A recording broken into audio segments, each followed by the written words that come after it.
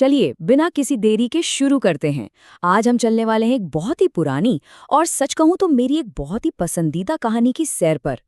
पंचतंत्र की इस जादुई दुनिया में सभी का स्वागत है। आज के इस सफर में हम एक ऐसे घने हरे भरे जंगल को समझने वाले हैं जहां ऊंचे ऊंचे पेड़ हैं, कलकल करती नदियां हैं और हाँ, ढेर सारे बात करने वाले जानवर भी रहते हैं। तो चलिए पूरे मजे के साथ आगे बढ़ते हैं। अब जरा सोचिए, क्या कभी ऐसा हो सकता है कि एक तरफ जंगल का सबसे खतरनाक खूंखार शेर हो और दूसरी तरफ सिर्फ हरी हरी घास खाने वाला एक बिल्कुल शांत सा बैल, और दोनों पक्के दोस्त बन जाए। सुनने में ही थोड़ा अजीब लगता है ना? लेकिन इस जंगल में कुछ ऐसी ही अनोखी बात हुई थी। चलिए देखते हैं कि इतने बड़े जंगल में ये कमाल की दोस्ती आखिर हुई कैसे। तो कहानी शुरू होती है हमारे इस शानदार किरदार से। मिलिए पिंगलक से। पिंगलक कोई आम शेर नहीं था, बल्कि उस घने जंगल का बहुत ही बहादुर और शक्तिशाली राजा था। जब वो दहाड़ता था ना, तो सच में पूरा जंगल कांप उठता था। वैसे इस राजा के आगे पीछे दो सियार हमेशा घूमते रहते थे, दमनक और करटक, जो उसके सबसे खास मंत्री थे। लेकिन इन मंत्रियों में से एक थोड़ा अलग था, दमनक। ये दमनक ना बहुत ही चालाक, धोखेबाज और सिर्फ अपने बारे में सोचने वाला सियार था।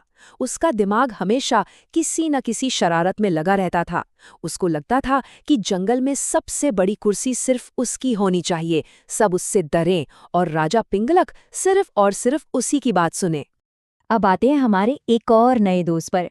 ये है संजीवक। संजीवक एक बड़ा सा गोल-मटोल बैल था। असल में वो पहले एक व्यापारी के साथ शहर में रहता था, पर एक दिन रास्ता भटककर जंगल में आ गया। अब जंगल की मीठी, ताज़ी और हरी भरी घास खाकर वो बिल्कुल मजबूत और स्वस्थ हो गया था। उसे जंगल का शांत माहौल बड़ा पसंद आ रहा था। फिर एक दिन एकदम से कुछ बहुत ही अजीब हुआ।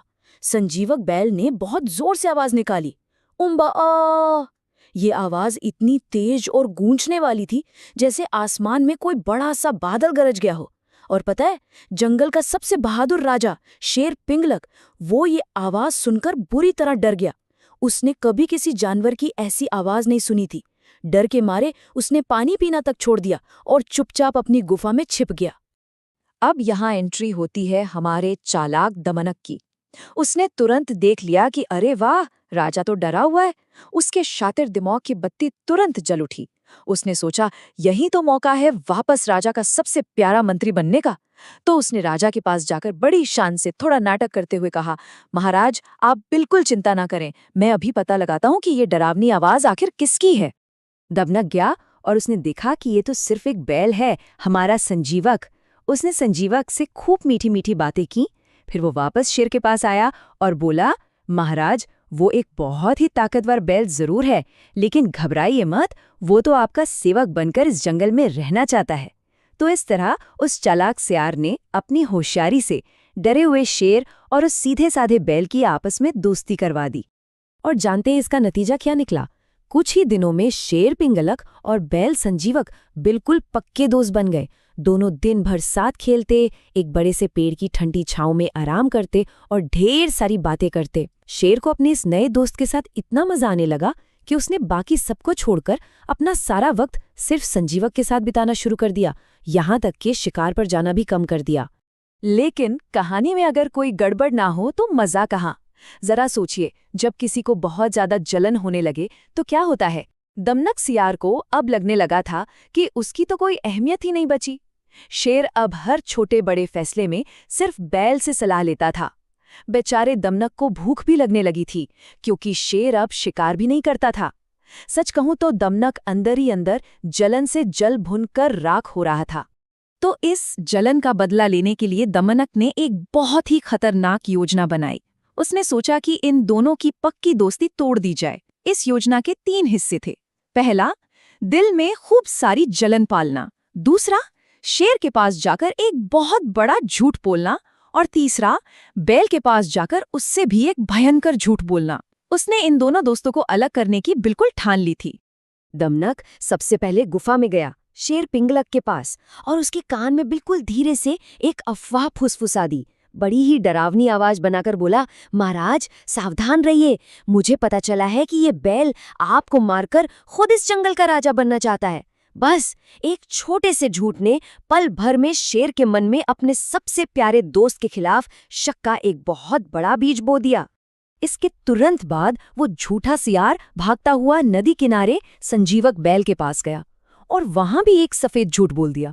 हांफते हुए बोला, भागो संजीवक, शेर तुम्हें मार कर खा जाना चाहता है, वो तो बस तुम्हारे मोटे होने का इंतजार कर रहा था। अब बताइए, उन दोनों सच्चे दोस्तों के दिलों में एक दूसरे के लिए सिर्फ और सिर्फ डर, घबराहट और शक भर गया था।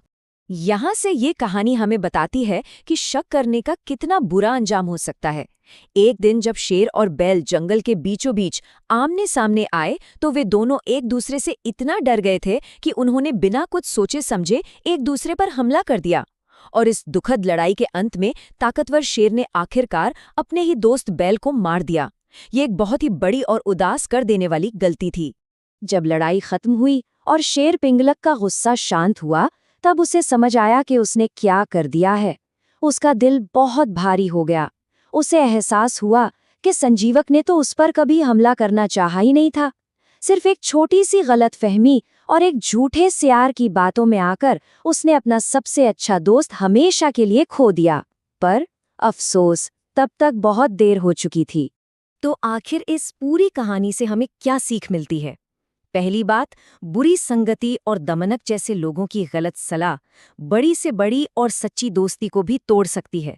और दूसरी सबसे जरूरी बात, झूठी बातें, अफवाहें और शक, ये कितने भी सुंदर रिश्ते क्यों न हो, उन्हें बिल्कुल बर्बाद कर देते हैं। हमें अपने दोस्तों पर पूरा भरोसा रखना चाहिए और बिना सोचे किसी की चालाक बातों में नहीं आना चाहिए। इस कहानी को समझने के सफर को खत्म करते हुए एक बहुत ही जरूरी सवाल है जिस पर विचार करना चाहिए। जब भी किसी दोस्त के बारे में कोई भी बुरी या डरावनी बात सुनने को मिले तो एक सच्चे दोस्त को आखिर क्या करना चाहिए? क्या बिना सच्चाई जाने लड़ना सही है, या फिर थोड़ा रुककर प्यार से अपने दोस्त से खुद बात करके सच जानना बेहतर है? इस बारे में जरूर सोचिएगा। इस जादुई जंगल की सैर और उसकी सीख को हमारे साथ समझने के लिए बहुत बहुत शुक्रिया।